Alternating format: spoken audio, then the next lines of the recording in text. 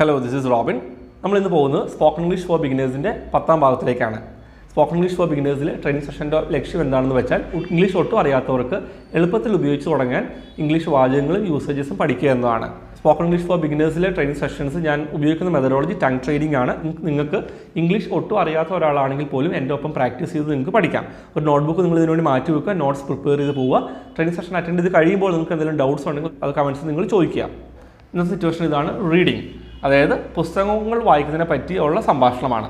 So let's get started. ഞാനും ജോണും തമ്മിലുള്ള സംഭാഷണമാണ്. ഞാൻ ജോണിനോട് ചോദിക്കുകയാണ്, നിനക്ക് പുസ്തകങ്ങൾ വായിക്കാൻ ഇഷ്ടമാണോ? നിനക്ക് പുസ്തകങ്ങൾ വായിക്കാൻ ഇഷ്ടമാണോ? വായിക്കുക എന്ന വാക്കാണ് എന്ത്? റീഡ്. പുസ്തകങ്ങൾ, ബുക്സ്. അപ്പം റീഡിങ് എന്നും ഉപയോഗിക്കും, കാരണം വായിക്കുന്നത് റീഡിങ് ബുക്സ് എന്ന് പറയും. നിനക്ക് ഇഷ്ടമാണോ? Do you like. എന്തെങ്കിലും നിനക്ക് ഇഷ്ടമാണോ എന്ന് ചോദിക്കാൻ ഡു യു ലൈക്ക് വെച്ച് സ്റ്റാർട്ട് ചെയ്യാം. നിനക്ക് ഇഷ്ടമാണോ? Do you like. വായിക്കുക എന്ന വാക്കുമ്പോൾ റീഡാണ്, ഇവിടെ റീഡിങ് ഉപയോഗിക്കുന്നുണ്ട്. പുസ്തകങ്ങൾ, ബുക്സ്. നിനക്ക് പുസ്തകങ്ങൾ വായിക്കുന്നത് ഇഷ്ടമാണോ? Do you like reading books. എൻ്റെ ഒപ്പം പ്രാക്ടീസ് ചെയ്യുക, ഉറക്കെ പ്രാക്ടീസ് ചെയ്യുക. നിനക്ക് പുസ്തകങ്ങൾ വായിക്കുന്നത് ഇഷ്ടമാണോ? Do you like reading books. Do you like reading books. അപ്പോൾ അവൻ പറയാണ്, ഞാൻ എല്ലാ ദിവസവും പുസ്തകങ്ങൾ വായിക്കാറുണ്ട്. എല്ലാ ദിവസവും, every day. Every day. Okay, പുസ്തകങ്ങൾ, ബുക്സ് എന്നാണ്. വായിക്കുക എന്ന വാക്കാണ് എന്ത്? റീഡ്. ഞാൻ എന്നുള്ള വാക്കാണ് എന്ത്? ഐ. ഞാൻ എല്ലാ ദിവസവും പുസ്തകങ്ങൾ വായിക്കാറുണ്ട്. നമുക്ക് ഒരുമിച്ച് പറയാം അത്. I read books every day. എൻ്റെ ഒപ്പം പ്രാക്ടീസ് ചെയ്യുക.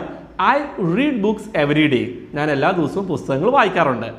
അപ്പോൾ ഞാൻ അവനോട് ചോദിക്കുകയാണ്, നീ ഏത് തരം പുസ്തകങ്ങളാണ് വായിക്കാറുള്ളത്?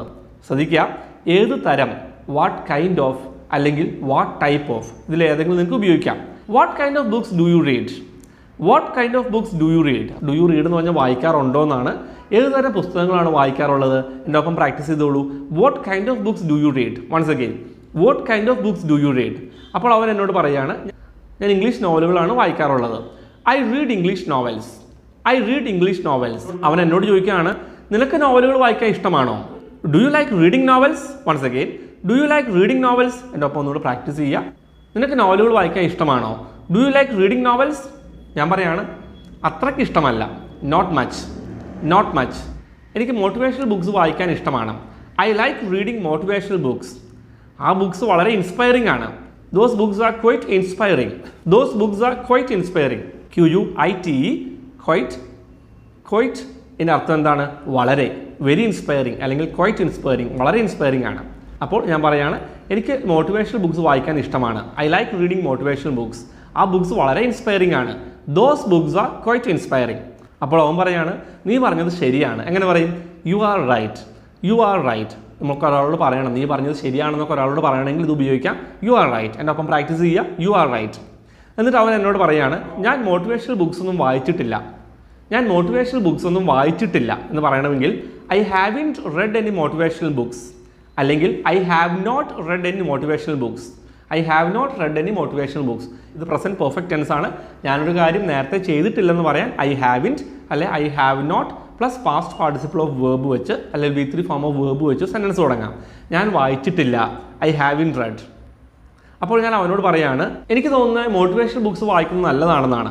I think it is good to read motivational books, അല്ലെങ്കിൽ ഇറ്റ്സ് ഗുഡ് എന്ന് പറയാം. ഇറ്റ് ഈസ് ഗുഡ് അല്ലെ ഇറ്റ്സ് ഗുഡ്. എന്തെങ്കിലും നല്ലതാണെന്ന് പറയാൻ നമുക്ക് ഇറ്റ് ഈസ് ഗുഡ് അല്ലെങ്കിൽ ഇറ്റ്സ് ഗുഡ്, ഇറ്റ്സ് ഗുഡ് വെച്ച് സെൻറ്റൻസ് തുടങ്ങാം.